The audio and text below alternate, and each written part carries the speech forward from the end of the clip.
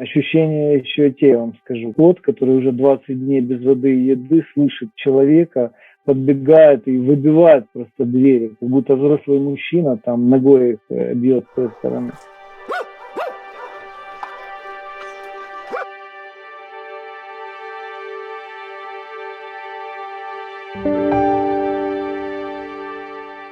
В связи с блокадным положением ситуация с животными резко ухудшилась. В городе начались проблемы с продовольствием, кормами, медпрепаратами. Ветеринарные клиники почти все закрылись.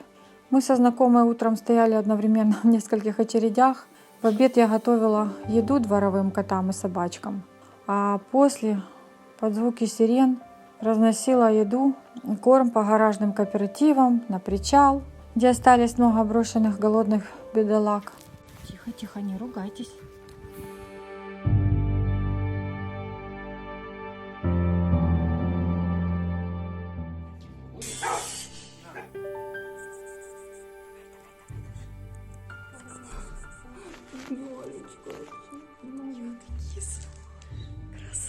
Ми їдемо рятувати зараз вашу зайку. Ага. От, там є сусід, да, він нам допоможе. Нам їхати 4 хвилини. Доброго дня.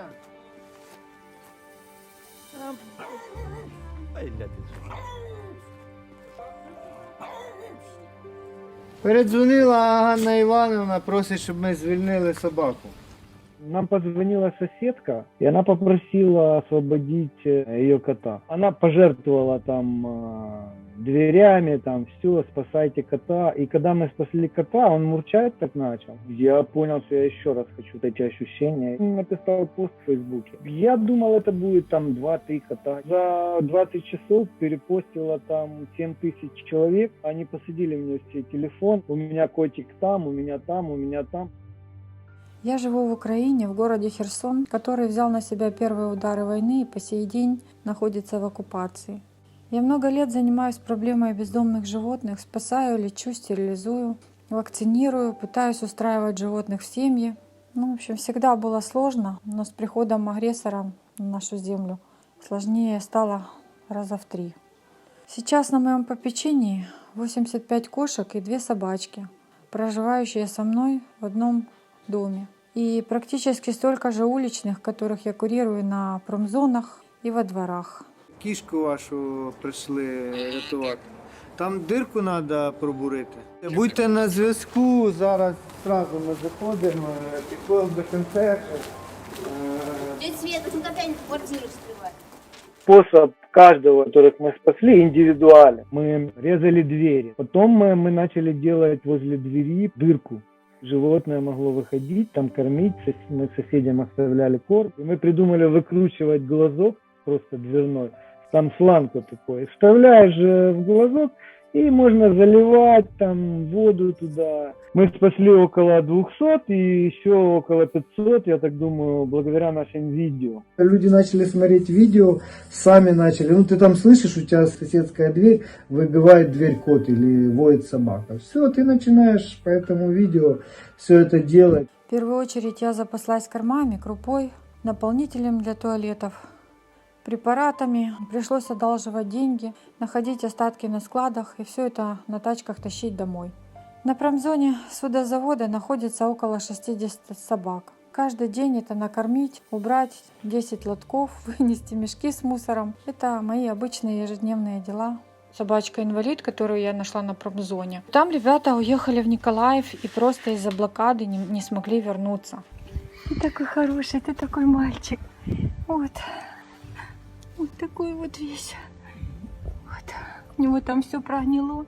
Либо кто-то уехал, допустим, до этих военных действий и не успел приехать, то таких животных мы, в принципе, распределили по знакомым, по родственникам. Вже ні їжі, ні води, нічого не було. Доступ до туалету був, але він схуд добряче так. Морда залишилась велика, а сам такий худесенький. Зараз спробую його дістати.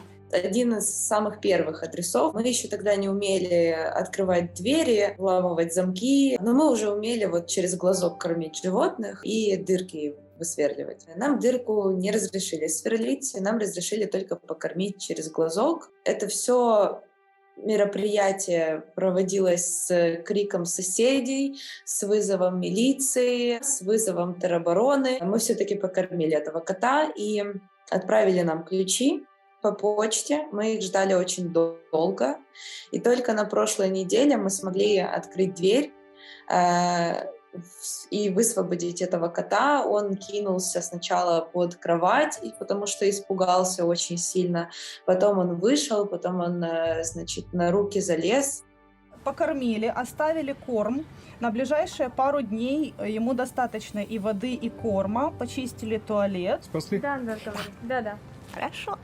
До этого мы все скроллили новости и переживали, не знали себя чем деть. Маша тоже сидела в депрессии, не знала, что делать. То есть только мы начали заниматься вот конкретно зоопатрулем, все это отошло далеко назад. Первые дни мы вздрагивали от сирен, звуков пролетающих истребителей, грохота снарядом. А сейчас мы уже привыкли.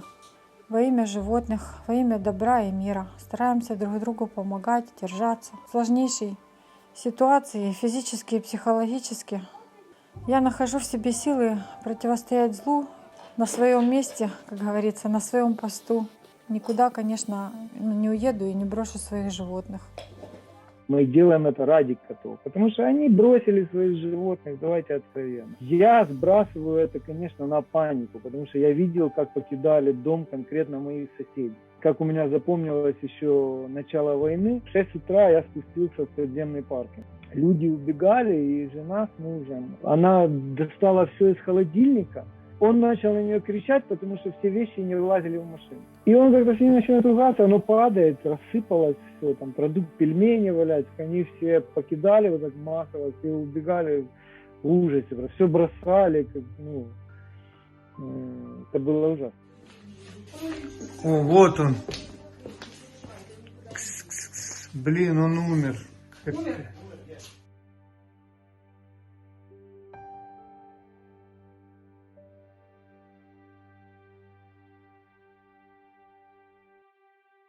Знаете, кто у нас занимается животными, волонтерами, как я для себя вижу? Это люди, которые пришли записаться в теробороны, автомата уже нету, и чтобы как-то быть полезным, вот они начинают кто-то одно делать. Те, кто не в ТРО или не в ЗСУ, вот все помогают. Очень много людей, волонтеров, которые помогают людям. А животными как раз-таки никто не занимается. Кто-то должен это делать, кто-то должен спасать животных, когда они заперты в квартирах. И этим начали заниматься мы.